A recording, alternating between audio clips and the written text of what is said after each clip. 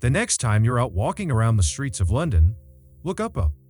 Chances are good you will find a camera somewhere nearby, because as of publishing this video right now, today, London is one of the most surveilled cities in the entire world, with citizens being filmed up to 70 times a day. Now, the reason for all of these cameras is to deter and more effectively prosecute criminal activity. But the vast majority of the footage these hundreds of thousands of cameras all over London capture every day is just normal people doing normal things.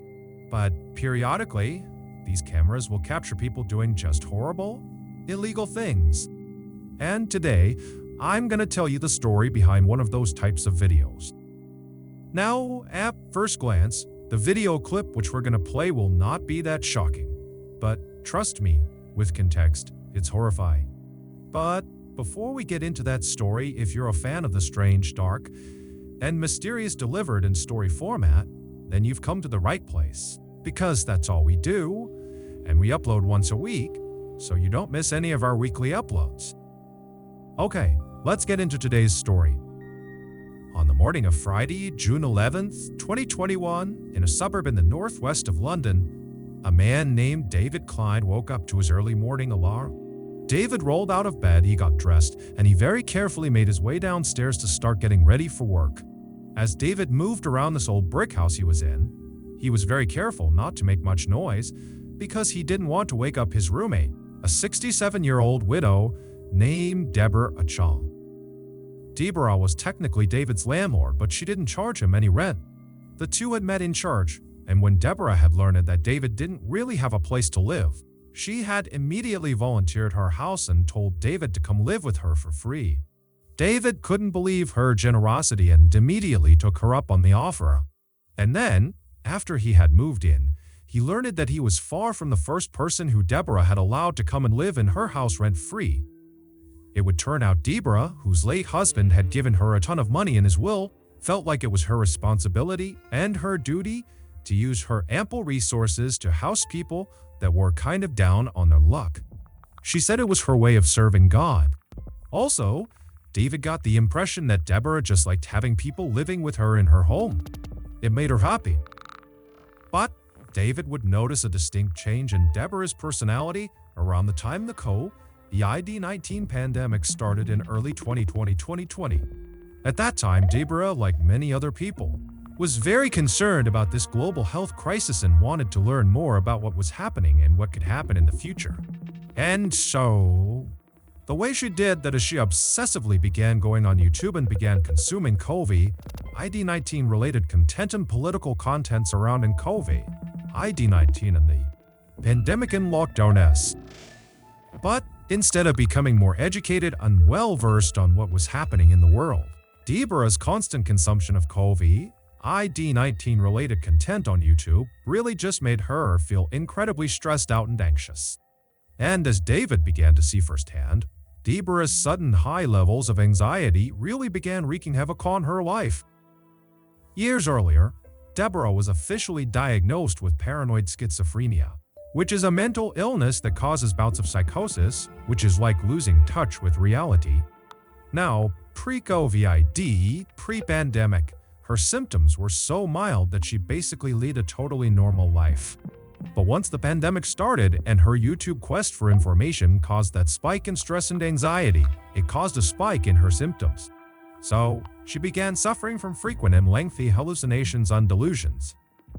One time, David came home from work, and when he went inside the house, he found Deborah sitting at the kitchen table, diligently writing these handwritten letters to various British public figures. And when David asked her what she was doing, she explained to him that these British public figures were speaking directly to her through the YouTube videos she was watching. And so these handwritten letters were her response letters back to these public figures. In May of 2021, Deborah's hallucinations had gotten so bad that doctors intervened and forcibly injected her with an antidepressant medication. And while these meds definitely reduced Deborah's symptoms, they also had some pretty negative side effects as well.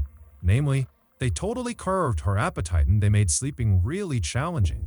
And so, pretty quickly, those two side effects combined made Deborah feel really weak and tired, basically all the time, to the point where she sometimes needed David to literally hold her up by her arm just to walk down the street. Now, David, of course, had no problem helping Deborah with whatever she wanted. I mean, she had done so much for him, but David had work. And so, he was only really available to help her in the mornings and in the evenings during the week. And so, he had actually spoken to Deborah about hiring a full-time caretaker that could live with her and just take care of her at the level she needed all the time. And Deborah was open to it. She actually called a company that offered that service, and they told her they would get someone out to her. But it would take some time before her caretaker was actually assigned to her. Now, David was really pleased with this development, but he really wished they would speed it up because, again, every time he was away all day at work, he knew Deborah was home by herself, and so he was just so worried something was going to happen to her when he was gone. So, after David gathered up all of his things and very quietly made his way from the kitchen to the front door, he paused for a moment and said a silent prayer in his head for Deborah's safety and protection while he was away at work. And then, he opened the front door, quietly went outside, shut the door behind him, and headed off to work. A few hours later, David came home from work. He went back inside of the house and the first thing he did is he called out for Deborah. But Deborah didn't call back, and the house was very quiet. And so, David took off his shoes and walked around the first floor, kind of calling out for Deborah as he walked. But again, there was no answer. And so, after walking the whole first floor and not finding her, he yelled one more time, really loudly, "Hey Deborah, are you here?" And after hearing nothing, he pulled out his phone and he called Deborah. And as the phone was ringing, he could hear Deborah's phone ringing upstairs. And so he thought, okay, maybe Deborah's upstairs. She fell asleep, and her phone's just next to her on the bed. And so, with David's phone still calling Deborah's phone, David began walking upstairs. And when he got to the top of the stairs, he just followed the sound of Deborah's ringing phone into her bedroom. And when he went in there, Deborah was not in there. Her phone was, though, and so were her glasses. They were both just sitting on the bed. Those were the items that Deborah would bring with her anywhere she went. And so, trying not to panic, David called out a few more times for Deborah, but again, there was no answer. And so, after quickly searching her bedroom and not finding her, he searched all the other rooms upstairs. But again, she just was not there. She was not in the house. And so, David began calling and texting friends from church and other people that knew Deborah to see if anybody had heard from her or knew where she was. But no one did. And the only people who had recently talked to her said she was totally incoherent, talking about spirits and demons and the destruction of all mankind. And so, believing Deborah must be suffering from a schizophrenic hallucination somewhere out in the city, David picked up his phone again and he called the police. When the police showed up at the house, David filled them in on what was going on, and the police told him, "Hey look, we'll go back and review all of the CCTV camera footage taken from outside of your house. We're bound to see footage of Deborah leaving her house at some point, and then we can just watch where she goes." And so, David felt reassured and the police felt very confident.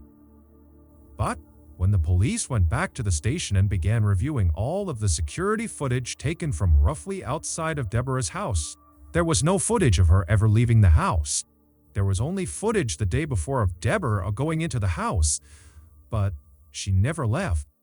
And so, naturally, the police went back to Deborah and David's house and they thoroughly searched that house, believing Deborah had to be in there somewhere. But despite searching everywhere in this house and every crawl space, in the attic, the basement, every closet, everywhere, she wasn't there. It would take the police nearly a month, but they would eventually figure out where Deborah went. And to say they were surprised at where she went is a massive understatement. But to understand what happened, we have to go back to the very beginning of Deborah's very strange disappearance story. Last weekend, I looked over and I saw O.L. Seagull sitting at his miniature 1999 era G3 iMac. And I couldn't help but notice he was looking a little downtrodden. And when I saw what he was doing on his iMac, I knew why he was hitting refresh over and over again on his MySpace page. And it wasn't changing the numbers. O.L. hasn't had a view on his MySpace page since 2010. To cheer him up, I decided I would purchase a MySpace view bot and flood his page with tens of views. So, I ran over to my windmill-powered laptop and began slapping away at the keys to navigate to an online vendor that sold MySpace view bots. However, as soon as I clicked on the link www,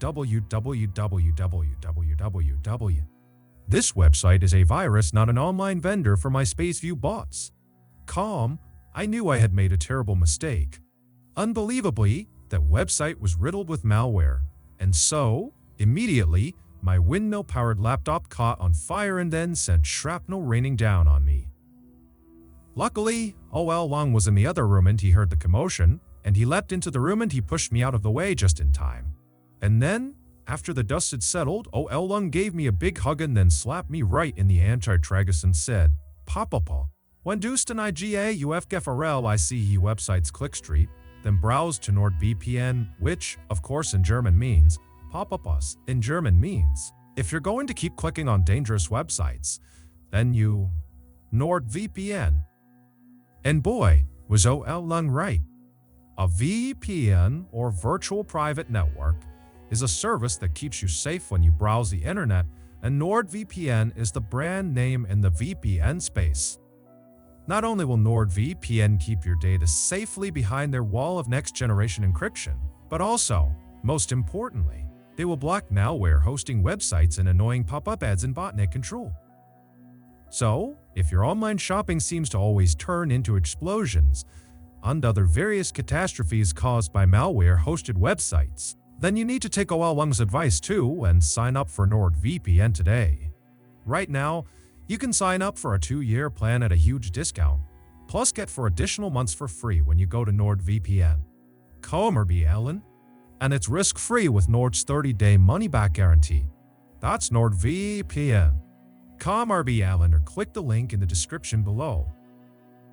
Okay, back to the story. It all started about 10 months before Debra actually went missing, in August of 2020. That month, Debra met a 36-year-old woman named Gemma Mitchell at one of her church prayer groups. Like Debra, Gemma was very religious, and so the two women became fast friends despite being 30 years apart in age. Debra would confide in Gemma about her mental health struggles, and Gemma would confide in Debra about her house/financial troubles. Basically, Gemma, a couple years earlier, had given money to a contractor to fix up her house, but the contractor had taken her money, not done any work, and then run off, basically robbing Gemma. But Gemma really needed to do these renovations, and so she wound up hiring a second contractor who did begin work. But during this process, Gemma realized she would never be able to recover the money that was stolen from her from the first contractor. And so, when she realized she wasn't going to get that money, she knew she would not be able to fully pay the second contractor for his work. And so, when the second contractor found out he was not going to get paid, he stopped work immediately, despite the fact that there was no working heat in Gemma's house and there was a huge hole in her roof. But Gemma had no way to fix this, and so she and her mom were just living in this house that was just totally freezing all the time. Debra had been so moved by Gemma's situation that, very quickly after meeting her, she offered $200,000 to Gemma to finish the renovations on her house, under the condition that one room in Gemma's new house would be solely dedicated to Christian ministry. Gemma was overwhelmed with gratitude. She could not believe that Debra was willing to do this for her, and so, of course, she agreed to her terms without any hesitation. After that, the two women began texting all the time about this renovation project. Debra would suggest paint colors and different things to do with the inside of the house, and Gemma would text updates about the different contractors she had talked to who could do pieces of the renovation. Debra was always inviting Gemma over to her house, and she even began referring to Gemma as her sister. And Gemma loved it because Gemma, actually, had always wanted to be much closer with her own biological sister, but they had kind of drifted apart.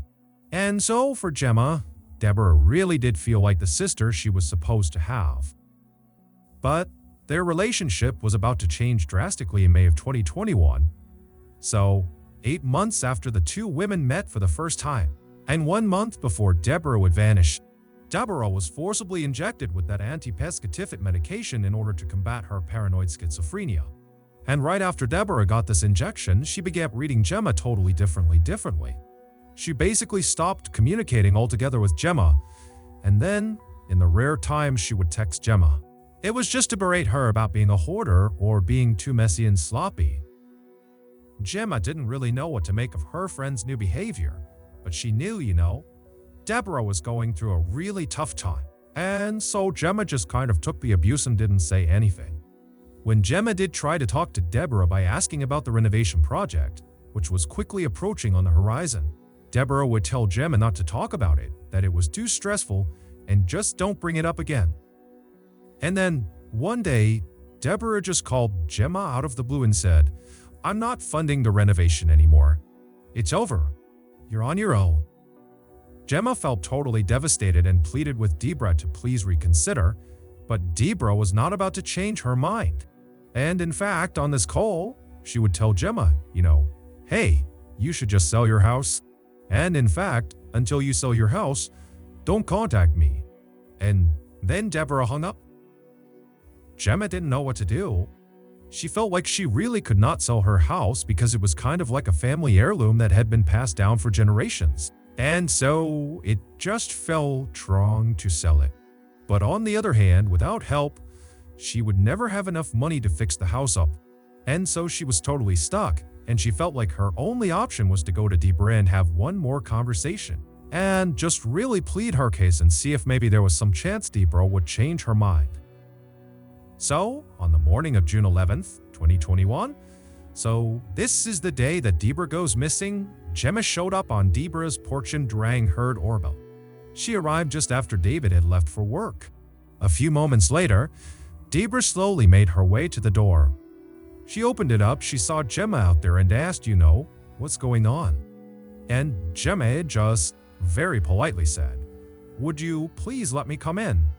And can we just talk one more time about the renovation?" And Deborah, who was not very enthused at the idea of having this conversation, said, "You know what? Okay, come on in." And so Gemma would go inside and the two women would go sit down and they'd exchange some pleasantries. And then at some point, when there was a break in the conversation, Gemma brought up the renovation. She had actually written out this whole speech about how incredible Deborah was and how these renovations, if they went through with them, would mean so much to her, Gemma, and her family. But as Gemma is going through this pitch, Deborah just cuts her off and says, "Gemma, I'm sorry, but my decision is final. I am not paying for the renovation. I'm sorry." A little while later, both Gemma and Deborah would leave Deborah's house, and there actually is CCTV footage that shows the pair walking on Deborah's street, right outside of her house. However, the reason the police did not flag this footage when they first were scanning all of that footage to figure out where Deborah went is because when you watch the footage of the two women together, it actually only looks like one person. It looks like Gemma, but Gemma is wheeling a huge suitcase right behind her, and as it would turn out, Deborah was inside of it. It's assumed that after Deborah was forcibly given that antipatient for her paranoid schizophrenia, that it really leveled her out. She was suddenly thinking very clearly for the first time in months, and in this clear state of mind, it's believed she realized the £200,000 gift she was giving to Gemma, someone she barely knew, was a bad decision, and so she just wanted to back out of it. And so, back inside of Deborah's house, when Deborah and Gemma are sitting there, Gemma is doing her speech to try to convince Deborah to change her mind. And Deborah is saying, "No, my final answer is no. It's over." That's when Gemma snapped. She grabbed a blunt object, we don't know what it was, and she smashed Deborah right over the skull and fractured her skull, causing Deborah to fall unconscious and slump onto the floor. And then Gemma leapt on top of Deborah's unconscious body. Gemma pulled out a knife and cut Deborah's head off. And then, afterward, Gemma cleaned up all the blood in the house and then stuffed Deborah's body and head into that big suitcase. And then, after Gemma stole several legal documents and a copy of Deborah's will, she walked out of Deborah's house with Deborah in the suitcase behind her. Gemma would walk with Deborah all the way back to her house, and then she would leave the suitcase with Deborah still inside of it in her backyard. she would just leave it there for 2 weeks. And then after those 2 weeks, Gemma would take the suitcase again, still with Deborah's body inside of it, and transport it 250 miles away to a seaside town where she would dump it. And in that seaside town, some vacationers would discover Deborah's body and call it into the police. On July 6, 2021, police would arrest Gemma on suspicion of murder.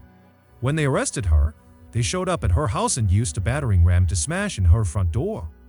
And then, when the door finally literally smashed open, Gemma was just standing there waiting for the police, as if she knew this was going to happen and she's just waiting to be taken away. When the police would actually go into Deborah's house and search it, they would find a fake copy of Deborah's will, where all of Deborah's estate was handed over to Gemma and Gemma's mother. In October of 2022, Gemma was found guilty of murder and sentenced to life in prison, with a minimum term of 33 years. To this day, Gemma insists she did not kill Deborah. So, that's gonna do it. If you got something out of this episode and you haven't done this already in your will, give the like button a treasure map to a pot of gold, but replace the gold with a $6 gift certificate to Blockbuster. Also, please subscribe to our channel and turn on all notifications so you don't miss any of our weekly uploads. We have a podcast called the MrBallen's Podcast that puts out brand new exclusive stories on Monday mornings. And on Thursday mornings, we put out the remastered audio of our best YouTube videos. Again, it's called the MrBallen's Podcast and it's available exclusively on Amazon Music. Consider donating to our charity. It's called the MrBallen's Foundation and it provides support to victims of violent crime as well as their families. Monthly donors to the MrBallen's Foundation Honor Them Society will receive free gifts and exclusive invites to special live events. Go to MrBallen's Foundation and click on Get Involved to join the Honor Them Society today. We have 2 additional YouTube channels, MrBallen's Shorts and MrBallen's en Español. We put out near daily content on TikTok, Facebook, and Snapchat. All of those pages are just called MrBallen. If you want to get in touch with me, please follow me on any major social media platform and then send me a direct message. My username is just MrBallen, and I really do read the majority of my DMs. Check out our merch at shopMrBallen.com, and if you have a story suggestion, please submit it to our subreddit, just called MrBallen. It's linked in the description below. So, whether I see you on Twitter, Instagram, TikTok, Reddit, YouTube, Facebook, other YouTube channels, the podcast, wherever, just know that I really appreciate your support. And until next time, that's gonna do it. See ya! Today's video is brought to you by Simply Safe. In 2016, 4 friends rented a small, rustic cabin near a forest in a little village in Russia. Their plan was to spend the night in this cabin and then, early the next morning, they would get up and they would hike this trail that would bring them to the summit of a nearby mountain. So, on March 27th, the friends got in their car, they made their way to this little village, they found their cabin, they went inside, they hung out for a bit, and then by 2 a.m., they had gone to sleep. Little did they know, outside of their cabin in the forest, lurking in the darkness, something was watching their cabin's front door, waiting for one of them to come outside. But before we get into today's story, if you're a fan of the strange, dark, and mysterious delivered in story format, then you've come to the right place because that's all we do, and we upload once a week. So, you don't miss any of our weekly uploads. Okay, let's get into today's story. When most people picture Russia in their minds, they picture European Russia, which is literally the part of Russia on the western side that sits in Europe and is, by far, the most populated part of the country. But European Russia only accounts for 23% of the total territory that is Russia. The other 77% is to the east of European Russia. It starts at the Ural mountain range and it extends all the way, over 5 million square miles, to the Pacific Ocean. And this vast, mostly forested expanse, which is 50 times bigger than the entire United Kingdom, is called Siberia. And Siberia is absolutely brutal. In Siberia, it is almost always freezing cold. Literally, the average annual temperature across all of Siberia is 9 degrees Fahrenheit, so it is 9 degrees above freezing on average every single day. In addition to the extremely deadly weather that exists basically year-round in Siberia, Siberia is also home to a bunch of huge, deadly animals, such as the brown bear, which is the same as the infamous grizzly bear in North America, the gray wolf, which, by size alone, makes virtually all other wolves look like little puppies. Gray wolves can grow to be nearly 200 pounds.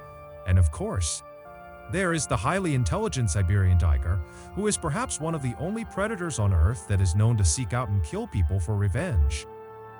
For example, in 1997, a hunter named Vladimir Markov was walking through a Siberian forest when he came face to face with one of these Siberian tigers, and he ended up shooting the tiger before fleeing.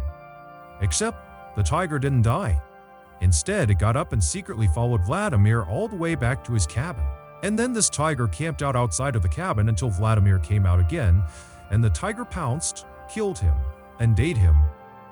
And so, unsurprisingly, Siberia has an absolutely minuscule population relative to its massive size. However, there are some adventurous people out there who are drawn to Siberia for the same reasons that most other people avoid it. These adventurous people see Siberia as one of the last truly wild places on our planet, and they want to experience it for themselves. And one of these highly adventurous people was a young man named Colin Madsen. Colin, who came from a very successful American family, was a big outdoors enthusiast who, at some point in his youth, began researching Siberia because he fell in love with its rugged natural beauty. He quickly began researching not only Siberia, but Iberian culture and Russian culture, and also at some point he became fluent in the Russian language. Then, in 2013, when Colin was 22 years old, he left his home in Missouri and moved to Siberia.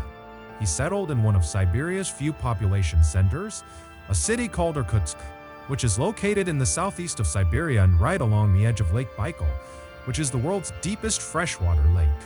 Colin's Siberia plan was twofold. He would go to school while he was there, and he would go out and explore. And at first, his plan went perfectly. He was accepted into Moscow State Linguistic University in Irkutsk very quickly. He made friends who were eager to accompany him on his adventures out into the Siberian wilderness. From his arrival in Siberia in 2013 to 2016, Colin did well in his studies and he spent countless hours exploring the forests and mountainous areas all around Lake Baikal right outside of Irkutsk. In fact, Colin became so familiar with this region that he began volunteering with a non-profit in the area that went around marking new trails, which meant Colin was literally venturing into the wilds of Siberia and just marking the trail as he went. So, when Colin's family heard about what happened to him in 2016, they could not believe it. In March of 2016, Colin and 3 of his good hiking friends, one was American and 2 were Russian, decided they wanted to go on a hike together. They settled on hiking to the summit of Love Peak, which was a mountain located a few hours away from Irkutsk in a small village called Shan. This hike was nothing compared to the gnarly Siberian wilderness hikes all 4 of these guys had been on before. The trail that lead up to Love Peak was fairly steep, but it was incredibly well marked, and all 4 of these guys had hiked it several times before. However, because Colin and his friends were so experienced at hiking in Siberia, they knew that even the easiest hikes needed to be respected because Siberia was still Siberia. There were dangers that lurked everywhere. And so, the men called ahead to the village of Shan and they rented one of these small, rustic cabins that's in the village. It's right at the base of Love Peak and is kind of tucked away in this forest. And so, this cabin would serve as their sort of base camp and would allow them to arrive in Shan, get their gear together, and then, when they were ready, they could begin this hike to the summit. And so, a few days later on March 27th, Colin and his 3 friends loaded up their car and they drove west to Shan. And when they got there, they stopped at a local store and got some supplies and then made their way to their cabin. Their cabin was just a single room with a few beds inside of it. It was enough to protect them from the elements, but really nothing more. As for a toilet, the cabin didn't have one, but there was an outhouse outside that they could use. So, after the friends moved into the cabin and claimed their beds and put their things down, they all sat down and began prepping their gear and eating some food and chatting. And then, finally at 2 a.m., they decided they needed to go to sleep because their plan was to get on the path up to Love Peak by 7 a.m., which meant they needed to get up at 5 to make their final preparations. So at 2 a.m., the lights in the cabin turned off and the friends all fell asleep. And then, 3 hours later at 5 a.m., when the lights came back on again, it was immediately clear something was wrong. Colin was not in his bed. His friends assumed, when they looked over at his bed and saw his personal belongings were all still there, that Colin must have gotten up and headed outside, maybe to use the outhouse or go for a quick walk, and they just hadn't heard him leaving. And so, the three friends initially just kind of shrugged off Colin's absence and said, he'll be back any minute, most likely. And if for some reason he's not back soon, he'll certainly be back by 7 a.m., because that was the agreed upon time they would leave for this hike. But as the minutes ticked closer and closer to 7 a.m., and Colin still had not shown up or tried to call them or do anything, the friends started to worry. It just didn't make any sense that Colin would just get up and leave without telling them where he was going then.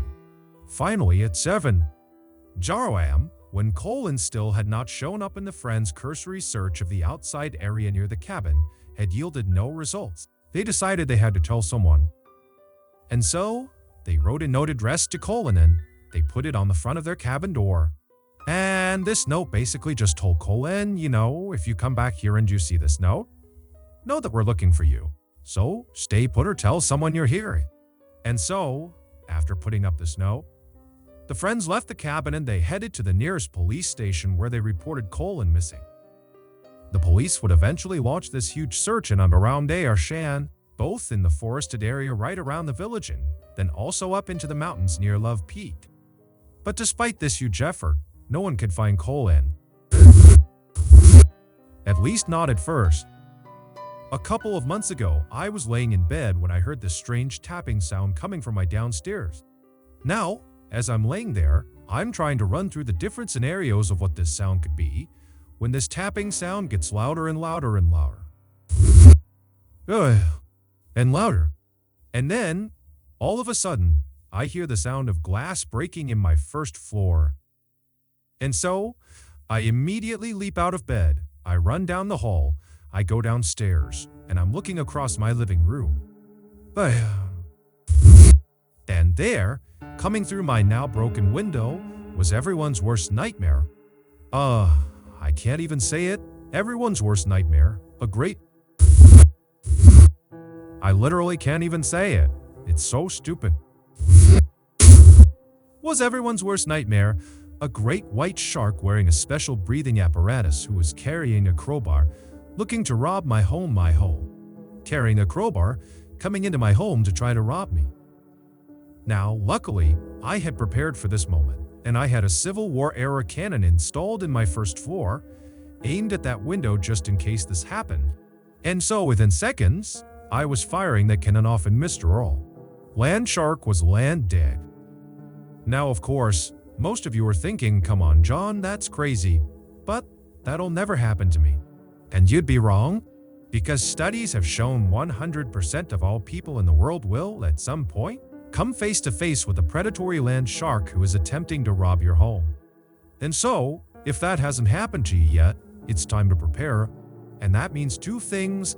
One, installing Civil War-era cannons on your first floor aimed at the various windows, and to signing up for Simply Safe is an incredibly effective and easy-to-use home security system. Once it's installed, Simply Safe agents will monitor your home 24/7, and they will immediately dispatch police, firefighters, or EMTs in an emergency, like when the inevitable land shark attempted burglary on your home occurs. Simply Safe is also super cheap. It's less than $1 a day. Also, with Simply Safe, there are no long-term contracts. So, like they always say, there are three certainties in life: death, taxes, and an attempted burglary on your home by Ellen Shark. You can't do anything about the first two, but you can definitely stop the third one from happening if you sign up for Simply Safe and install Civil War-era cannons in your home. Save up to 40% on your Simply Safe security system during Simply Safe's biggest sale of the year. Visit Simply Safe.com or MrBallen's to customize yours. There's no safe like Simply Safe. Okay, back to the story. On Monday, April 4th, so 8 days into Colin's disappearance, a group of searchers were looking in the forest, about 1 mile away from the cabin where Colin and his friends had been staying. And they look up ahead, and they see there is this clearing, and there's something in the middle of it. And so, the searchers begin moving their way towards this clearing, ducking under branches and stepping over brushes. And when they get close enough, they can see Colin is in the clearing, and Colin is deceased. He was laying flat on his back, with his left arm extended out to the side and his right arm extended but closer to his body. And both of his hands were clenched in tight fists. And on his hands and his wrists were visible abrasions and cuts, which later would be determined to have most likely been caused from someone, or something, holding on to him, trying to restrain Colin. Colin also had visible abrasions and cuts on the front of his neck. Colin's clothing, which consisted of a long-sleeve thermal shirt, heavy pants, and hiking boots, were ripped and torn in several places. And interestingly, Colin was not wearing socks under his boots. Now, that seems inconsequential, but Colin had surgery on both of his ankles and had scar tissue on his ankles that, if he didn't have socks on, those scars would rub against the inside of his boot, and he said it was very painful, so he always wore socks. Also, Colin's body showed virtually no signs of decomposition, and all of his wounds and abrasions looked fresh, according to medical personnel. In short, Colin looked like he had recently been in some sort of physical altercation, and whoever or whatever he was grappling with had eventually overpowered him and killed him, although it was not clear how he actually died. Russian authorities were very quick to suspect Colin's 3 friends who had been with him, but they were brought into the station, and they denied having anything to do with Colin's death, and they all passed their lie detector tests. After that, Russian authorities quickly closed this case by concluding that, well, if his friends didn't do it, then that means Colin must have been high on drugs or drinking alcohol, or both, and he just wandered out of his cabin and he got lost in the woods and he died of hypothermia. He froze to death. The end. However, Colin's parents just could not accept that as being what happened to their son.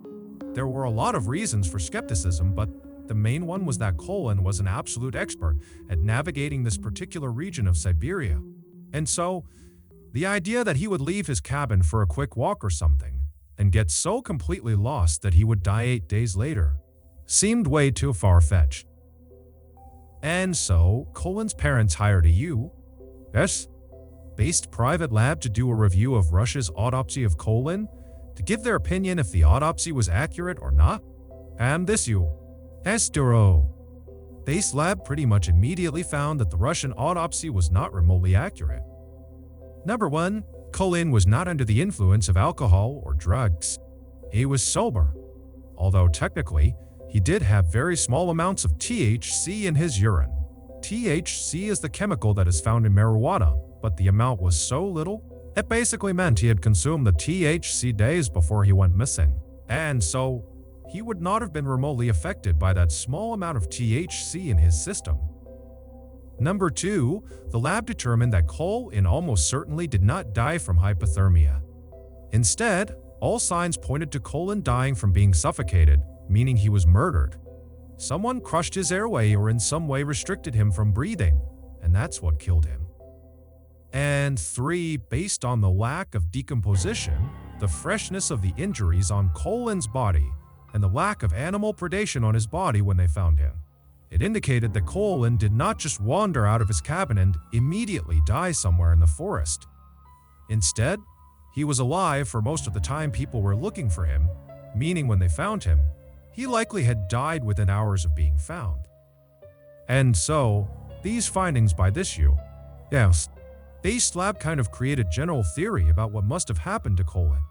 After Colin left the cabin in the early morning hours of March 28th, maybe to go to the outhouse or to go for a quick walk, when he went outside, someone or something was nearby, and they either lured Colin to them or they straight up ambushed Colin and took him away. Now, we have no idea what happened to Colin after he was abducted, but we can safely assume that after being abducted and taken somewhere, he was alive, and he stayed alive for several days until on the 8th day of his disappearance, Colin was killed, likely by his captor, either at the spot where he was found or he was killed somewhere else, maybe in the forest, and then moved to the spot where he was found. Many people believe it was the Russian government who targeted Colin. They kidnapped him and they killed him, and their botched investigation into his death was actually a calculated cover-up. Colin had participated in at least one peaceful, environmentalist-led protest in Siberia, and after the protest in Siberia, Colin apparently got a written warning by the Russian police not to attend another protest. But why would Colin, who was just one of many people involved in these protests, be singled out by the Russian government and killed for his participation? And why would the government elect to kill Colin when he was with 3 of his closest friends who would immediately notice his absence? It just doesn't add up. Today, Colin's parents are still trying to figure out what happened to their son. But unfortunately, their son's case is closed in Russia, and so no one on the Russian side is talking to the parents or giving them any new information. And so, as a result, they and the rest of us are left to wonder who or what was lurking in the shadows when Colin stepped out of the cabin that morning. And then, where did they take him? And what did they do to him for nearly a week before they killed him deep inside of that Siberian forest? So, that's gonna do it. If you got something out of today's episode and you haven't done this already, the next time the like button hands you their phone and asks you to take a once-in-a-lifetime photo of them, agree to do it but leave your finger over their lens. Also, please subscribe to our channel and turn on all notifications so you don't miss any of our weekly uploads. We have a podcast called the MrBallen's Podcast that puts out brand new podcast-exclusive stories on Monday mornings, and on Thursday mornings, we put out the remastered audio of our best YouTube videos. Right now, that podcast is available on all platforms, but on November 1st of this year, 2022, that podcast is being moved exclusively to Amazon Music. We have a registered 501c3 charitable organization called the MrBallen's Foundation that makes it as easy as possible for you to join me, my family, and my team in supporting those whose lives have been most impacted by violent and heinous crimes. Monthly donors to the MrBallen's Foundation's Honor Them Society will receive free gifts and exclusive invites to special live events. But the real reward is helping to rewrite the ending to the story for victims of violent crime. Go to MrBallen's Foundation and click on Get Involved to join the Honor Them Society today. We have 2 additional YouTube channels. One is called MrBallen's Shorts, the other is called MrBallen's en Español. We also post near daily content on TikTok, Facebook, and Snapchat. All of those pages are just called MrBallen's. If you want to get in touch with me, please follow me on any major social media platform and then send me a direct message. My username on all of them is MrBallen's, and I really do read the majority of my DMs. We also have some really cool merchandise, so head on over to Shop MrBallen's. Cool. And if you have a story suggestion, please submit it on our subreddit, just called our MrBallen's. It's linked in the description below. So whether I see you on Twitter, Instagram, TikTok, Reddit, YouTube, Facebook, other YouTube channels, the podcast, wherever, just know that I really appreciate your support. And until next time, that's gonna do it. See ya, Gemini and Oya. In 1994, a 31-year-old mother was rushed into an emergency room in California with a severely elevated heart rate. Her blood pressure was very low, and she was struggling to breathe. As soon as she arrived, the doctors and nurses in NICU, who were very accustomed to getting patients like her, got right to work. And as they're treating her, one of the doctors noticed something very strange about the patient. But before this doctor could tell the other nurses and doctors about this anomaly, there was this loud thud inside of the trauma room. They were inside of the trauma room. They were inside of the trauma room. And then, before long, there was another thought. And another thought. And then, someone started screaming. And then minutes later, the entire hospital would be evacuated. But before we get into that story, if you're a fan of the strange, dark, and mysterious delivered in story format, then you've come to the right place, because that's all we do, and we upload once a week. So you don't miss any of our weekly uploads. Okay, let's get into today's story. On the night of February 19th, 1994, a man in Southern California called 911 because his girlfriend was struggling to breathe. When the 911 dispatcher picked up this man's call, he was very distraught and asked them to please send an ambulance as fast as you possibly can. But despite how upset this man was on the phone, he was not actually surprised this situation was unfolding.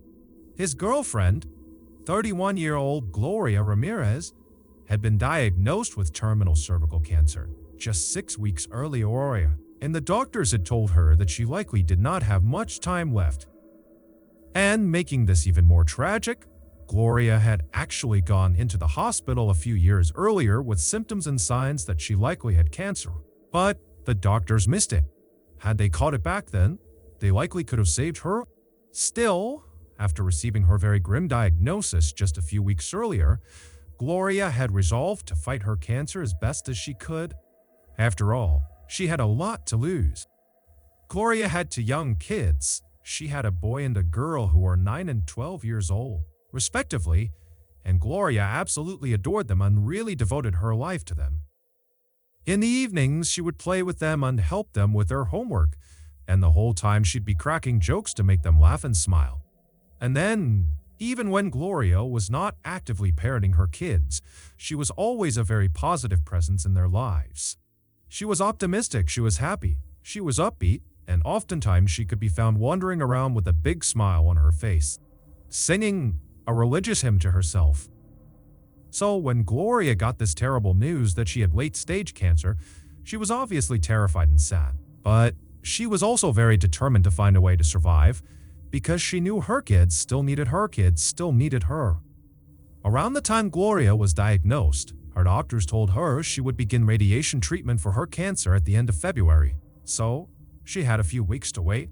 And so, during this waiting period, Gloria found herself spending a lot of time researching her disease, looking for things she could be doing on her own right now to make herself feel better or even potentially increase the odds of her survival. So, on February 19th, when Gloria told her boyfriend that she was starting to have some issues breathing, the boyfriend didn't hesitate for a second to call 911 because he knew firsthand from living with Gloria that she was desperate to survive. And so any changes in her symptoms needed to be treated like an emergency. It was around 8:00 p.m. that night when the ambulance pulled up in front of Gloria's home. Paramedics climbed out. They rushed over to Gloria. They put her on a stretcher. They gave her a mask with oxygen, and then they loaded her into the back of the ambulance.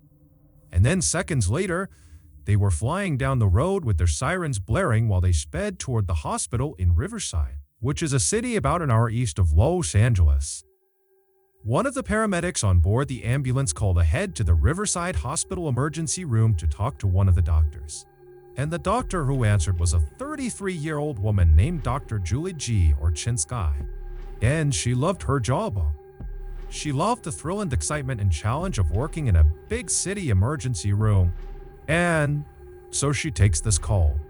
The paramedics tell her that they have a patient who has terminal cancer. She's having a hard time breathing, and her heart rate is becoming very unstable to the point where, if it's not controlled soon, it's going to kill her. And they told Julie they would be there in about 5 minutes.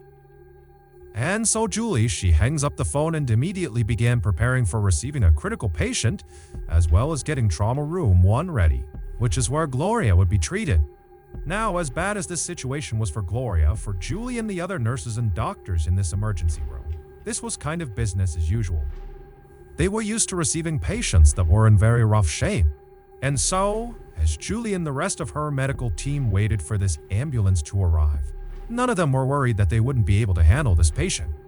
They thought tonight was going to be as routine as any other night.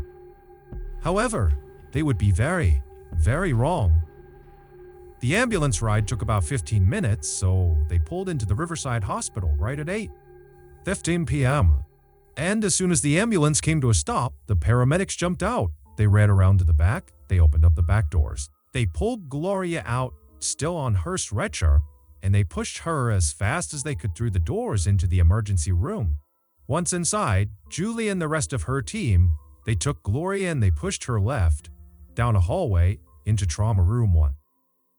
Once inside, the doctors and nurses immediately noticed that Gloria's heart rate was spiking dramatically and her blood pressure was falling dramatically.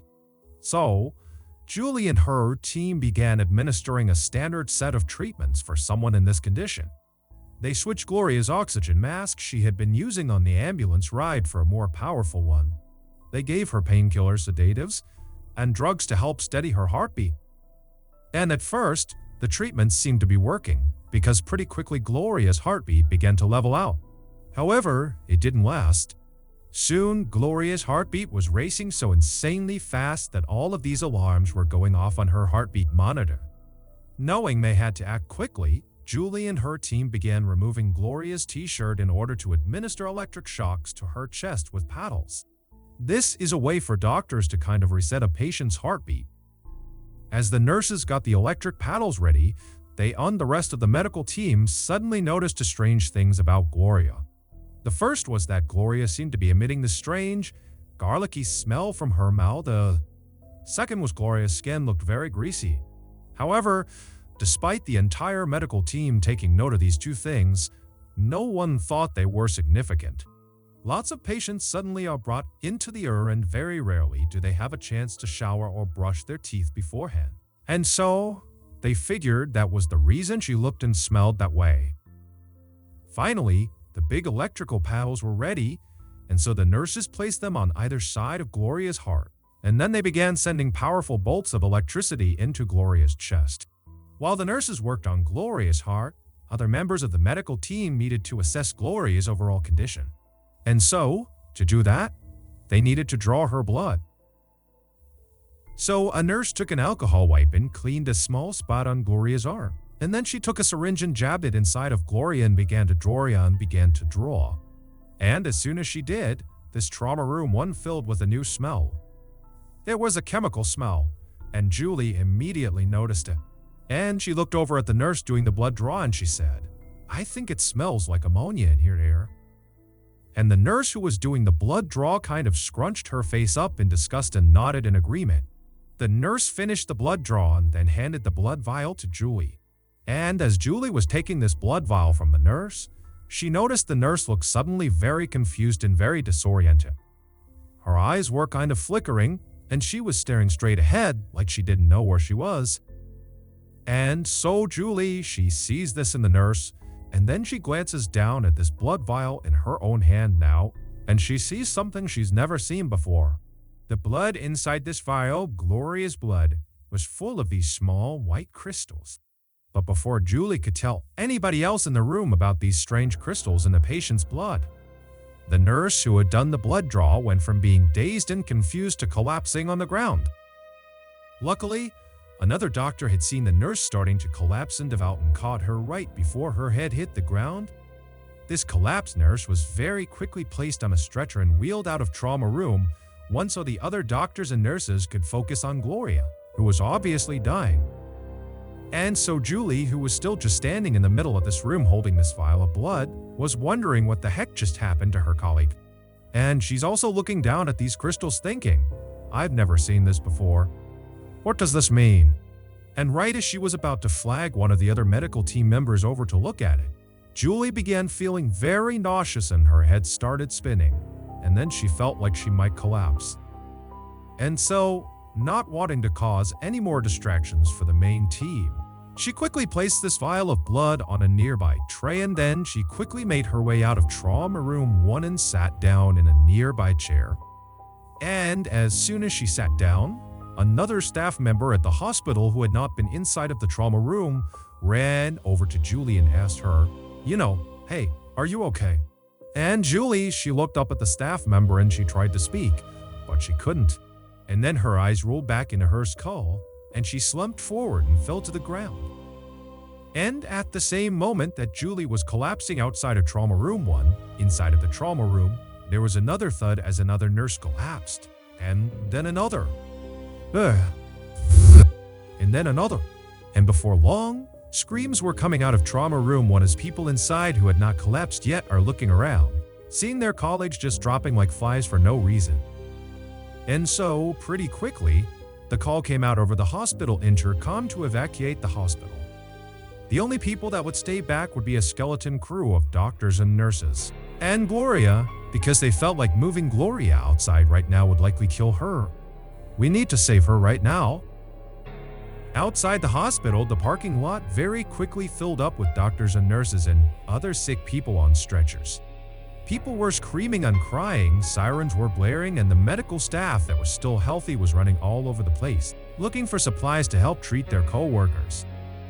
Meanwhile, back inside of Trauma Room 1, things for Gloria only seemed to be getting worse.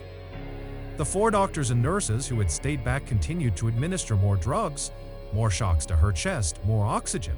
But no matter what they did, her blood pressure continued to fall and her heartbeat became fainter and fainter and fainter and fainter and fainter and fainter and fainter. Finally at 8:50 p.m., roughly 35 minutes. Gemini and Oya. After Gloria had first been wheeled into the emergency room, she died in that 35-minute window. 23 of Riverside Hospital staff had either collapsed or become very sick and then collapsed, and many of them had to be hospitalized. But the most affected person by far was Julie. She was in such bad shape by the time she made it out to the parking lot that she was actually put on an ambulance from her hospital and driven to another hospital, where she was admitted to their intensive care unit. And there, a nurse drew her blood, and in it were little white crystals, just like in Gloria's blood. At 11 p.m. on the same night all this craziness happened, a hazardous materials team, dressed in full hazmat suits, entered the Riverside Hospital to look for a chemical leak. Because that was the running theory, that some sort of leak had happened in the hospital. It had made its way into Trauma Room 1. And that's what had caused everyone to collapse and get sick. But despite an extensive search, the hazmat team did not find any leaks. Stumped, authorities decided to just be extra careful around this hospital and around Gloria's body until they figured out what had happened, because the fear was there was some sort of unknown or hidden oxen, either in this building or on or in Gloria's body. 6 days after the incident, inside of a special airtight room, while wearing full-body protective suits, doctors performed an autopsy on Gloria, and they discovered there was absolutely nothing toxic inside of her. In fact, the autopsy only revealed that Gloria had died of natural causes. Her cancer had caused her heart and her kidneys to fail. Meanwhile, although the other medical staff members who had gotten sick inside of Trauma Room 1 had mostly recovered, Julie just could not seem to get any better. She had breathing problems and pancreatosty, which is the inflammation of the pancreas, and it's very painful, and her bones were literally just starting to die, leaving her in a wheelchair. Gloria's family blamed Riverside Hospital for Gloria's death, insisting that these toxic fumes that must have been present inside of Trauma Room 1 came from the hospital, and those fumes are responsible for what happened to the staff, and they are responsible for killing Gloria. And in fact, 3 times in the 3 years leading up to Gloria's death, Riverside Hospital had had some issues with hazardous materials making their way into the hospital. There was sewer gas that came in from a drain. There was a toxic gas that was created from a sterilizer that made the people in the hospital sick. And some of the hospital's water was found to have algae in it. But the hospital said they checked their hospital. There is no leak. We did not cause whatever toxic fumes were inside of Trauma Room 1, and so we are not responsible for what happened to our staff or what happened to Gloria.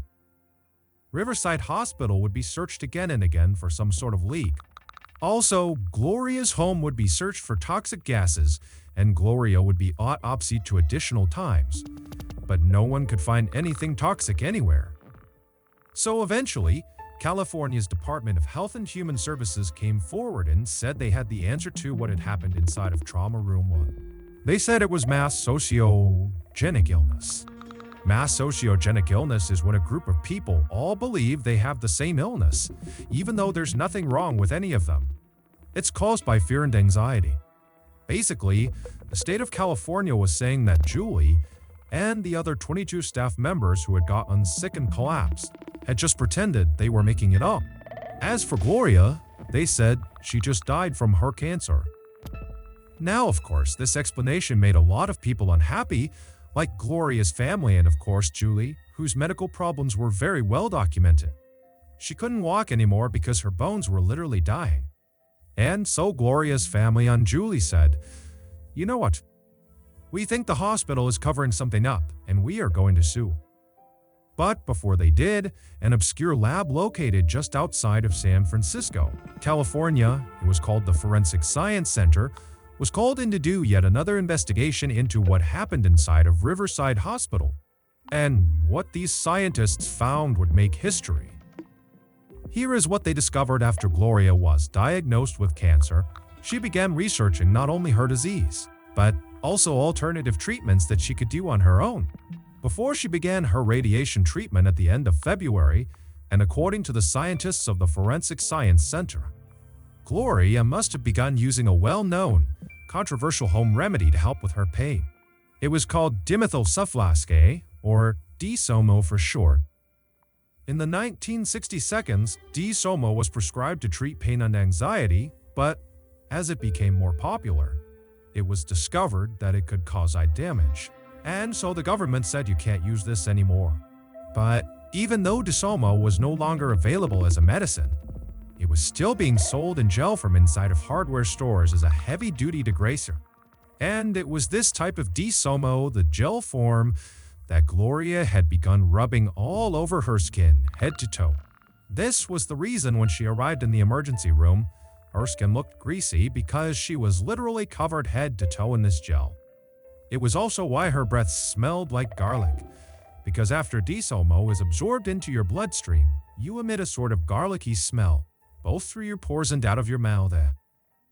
But the discovery that Gloria had been using DSOMO did not account for why all these people in the hospital began collapsing and falling ill when they were around her. It turned out, on the night that Gloria's boyfriend called 911 because Gloria was suffering from breathing problems. Gloria was also suffering from another medical issue, but it was so minor the boyfriend didn't think to bring it up to the 911 dispatcher or to the paramedics when they arrived. And this secret medical condition that Gloria had was a urinary tract infection, which is an infection in any part of the urinary system. These are very common and usually very easy to treat. But what nobody realized was that because Gloria had this infection, her body was not flushing out the DSOMO chemicals that had seeped inside of it from all this gel on her skin. Still, even very large amounts of DSOMO chemicals inside of your body or on your skin is not enough to cause any harm to you or people around you. Danger started when the EMTs in the ambulance put that oxygen mask on Gloria's face as they transported her to the hospital. Suddenly, there was this new chemical being introduced into Gloria's body, oxygen.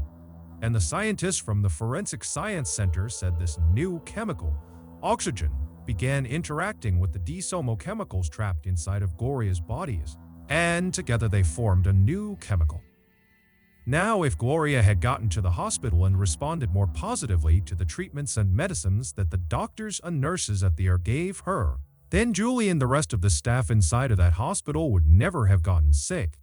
For that to happen, for that catastrophe to play out inside of that hospital, two very specific things had to happen in the correct order, and they did.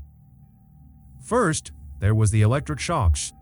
When the medical team was pumping electrical shocks into Gloria's chest, the scientists from the Forensic Science Center say those charges of electricity interacted with that new chemical that had been created inside of Gloria, and it changed this new chemical again. And this time, the change made the chemical deadly. It became what's known as dimethylsulfate, which was used as a chemical weapon in World War I. Once Gloria received those shocks to her chest, her body basically became a canister of nerve gas. And then, one of the nurses drew Gloria's blood, which was the second event that ultimately set off the catastrophe. Emergency rooms are typically kept fairly cold, roughly 66 degrees Fahrenheit. But when this new deadly chemical was created inside of Gloria, it was still inside of her body where it was warm. And for dimethyl sulfate, when it is warm, it's unstable and much less dangerous. But when that nurse drew Gloria's blood, inside of the blood was the deadly chemical, and now it was no longer in Gloria. It was in this cool, 66-degree room, and so it began to stabilize and started producing those little white crystals inside of the blood vial that Julie saw, and as it stabilized, it turned into a gas, and it filled the room, and the staff began to breathe it in. The scientists from the Forensic Science Center do not think that this mass poisoning event contributed to Gloria's death. Meaning Gloria did really die from her cancer. Gloria's family has denied that Gloria ever used Disomo, and they still insist that the hospital was responsible for Gloria's death. The hospital would ultimately pay $800,000 in settlement money to Gloria's family, but the hospital would never admit that they did anything wrong. Julie's lawsuit against the hospital was ultimately dismissed, and her bones never really recovered from the damage that was done to them, despite 8 surgeries to try to fix them. However, Julie would eventually go back to being a practicing doctor at another hospital, and she has said the ordeal she went through inside of trauma room, one at Riverside Hospital actually, made her a better doctor. So, that's gonna do it. If you got something out of today's episode and you haven't done this already, please sneak into the like button's house and set all of their clocks back 1 hour. Also, please subscribe to our channel and turn on all notifications so you don't miss any of our weekly uploads. We have a podcast called the MrBallen's Podcast that puts out brand new podcast exclusive stories on Monday mornings, and on Thursday mornings, we put up remastered audio of our best YouTube videos. Again, it's just called the MrBallen's Podcast, and it's available exclusively on Amazon Music. Consider donating to our charity. It's called the MrBallen's Foundation, and it provides support to victims of violent crime, as well as their families. Monthly donors to the MrBallen's Foundation, Honor Them Society, will receive free gifts and exclusive invites to special live events. Go to MrBallen's Foundation and click on Get Involved to join the Honor Them Society today. We have 2 additional YouTube channels, MrBallen's Shorts and MrBallen's en Español. We post near daily content on TikTok, Facebook, and Snapchat. All of those pages are just called MrBallen's.